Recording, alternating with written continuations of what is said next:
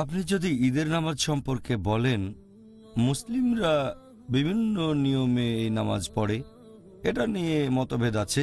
তবে আপনি যদি এখানে বিশুদ্ধ উৎসের কথা বলেন, কোরআন এবং সহিহ হাদিস, সেখানে একটা কমন নিয়ম পাবেন। আর বিশুদ্ধ উৎস অনুযায়ী সহিহ হাদিস পড়লে তখন আপনি এটা জানতে পারবেন যে ঈদের নামাজের ব্যাপারে যদি বলতে হয়, হোক সেটা ঈদুল ফিতর বা ঈদুল আজহা, নামাজ পড়তে হবে 2 রাকাত। 2 রাকাত নামাজ 2 ইউনিট নামাজ।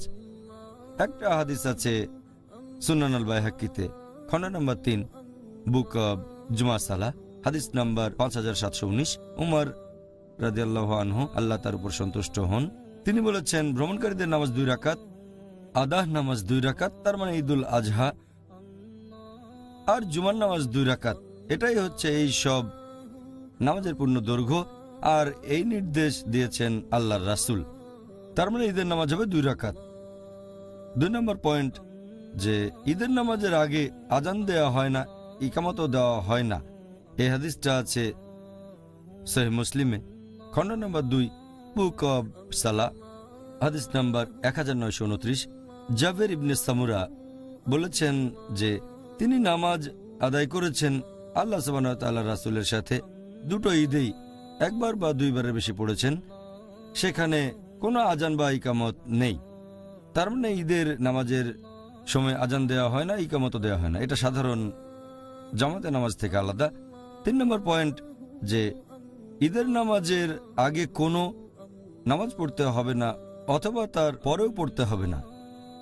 এই নামাজের আগে বা পরে কোনো রকম সুন্নত নামাজ নেই।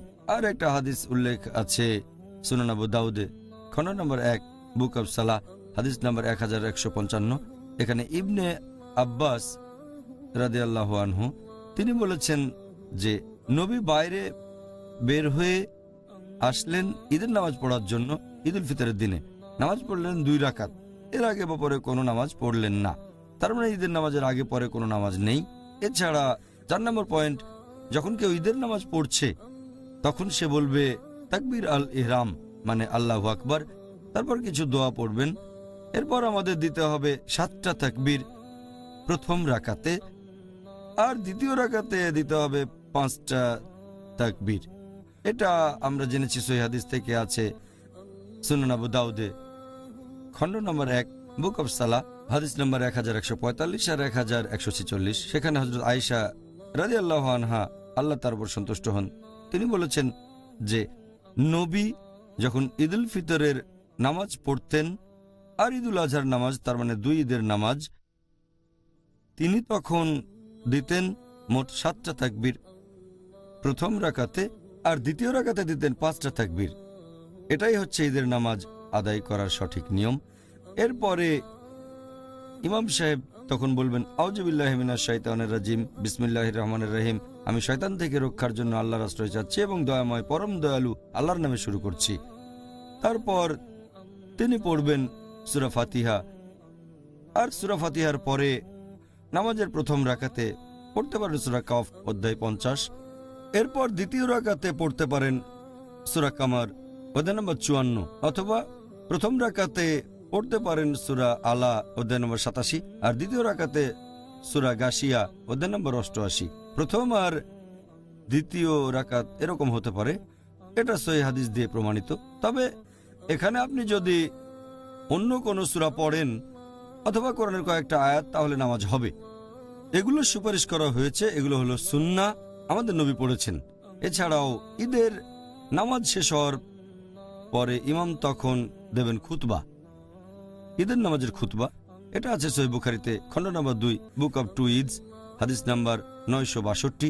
ইবনে আব্বাস রাদিয়াল্লাহু আনহু বলেছেন যে তিনি ঈদের নামাজ আদায় করেছেন আল্লাহ সুবহানাহু ওয়া তাআলার রাসূল মুহাম্মদ সাল্লাল্লাহু আলাইহি ওয়াসাল্লামের সাথে। আরও ছিলেন আবু বকর, উমর, উসমান, আল্লাহ সবার উপরে সন্তুষ্ট হন। আর তাদের সবাই ঈদের নামাজ আগে পড়েছেন, তারপর খুতবা দেওয়া হয়েছে। এনারা প্রত্যেকেই খুতবা দিয়েছেন ঈদের নামাজ আদায় করার পরে। আরও একটা হাদিস আছে সুনান আবু দাউদে, খণ্ড নম্বর 1, বুক অব সালাহ, হাদিস নম্বর 1151। নবী মুহাম্মদ সাল্লাল্লাহু আলাইহি সাল্লাম ঈদের নামাজের শেষে আর খুতবা শুরু করার আগে ঈদের নামাজে তিনি বলেছেন, তোমরা যারা এই খুতবা শুনতে চাও তারা ইচ্ছে করলে বসে শুনতে পারো, আর যদি তোমরা যেতে চাও তাহলে চলে যেতে পারো। এটা খুব গুরুত্বপূর্ণ পয়েন্ট।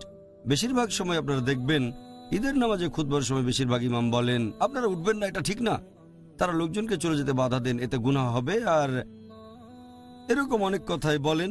এ সময় ওঠা তো হারাম। চিন্তা করেন, আমাদের নবী মোহাম্মদ সাল্লাল্লাহু আলাইহি সাল্লাম যখন খুতবা দিয়েছেন তখন বলেছেন তোমরা শুনতে চাইলে শুনতে পারো, আর না শুনতে চাইলে চলে যেতে পারো।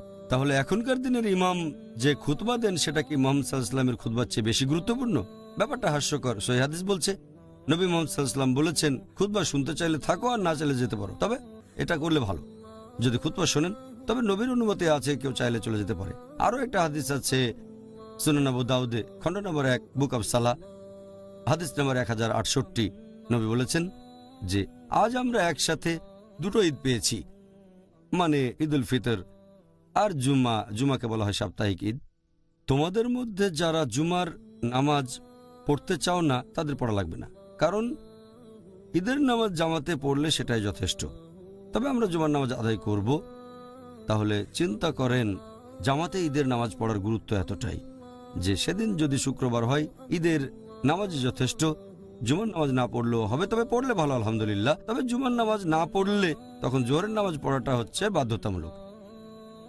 এই হলো সংক্ষেপে ঈদের নামাজ আদায় করার সঠিক নিয়মের বর্ণনা।